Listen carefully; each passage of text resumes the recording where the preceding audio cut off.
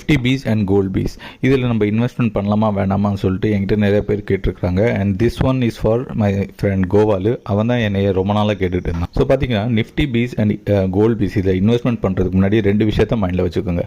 First thing is time.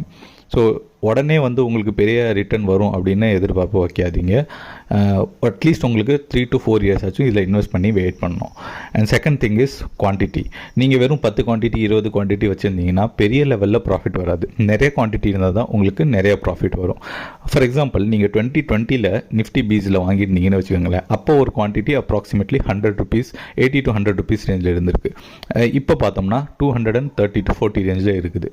So approximately ஒரு குவான்டிட்டிக்கு 100 to 150 rupees வரைக்கும் உங்களுக்கு ரிட்டர்ன் வந்ததாக வச்சுக்குவோம். ஸோ நீங்கள் வெறும் 10 குவான்டிட்டி தான் வச்சுருக்கீங்கன்னா அப்போ உங்களுக்கு 3 வருஷத்துடைய ரிட்டர்னே பார்த்தோம்னா வெறும் 1000 to 1500 தானே வருது. ஸோ குவான்டிட்டி நிறையா இருந்தால் தான் உங்களுக்கு ப்ராஃபிட் நிறையா வரும்.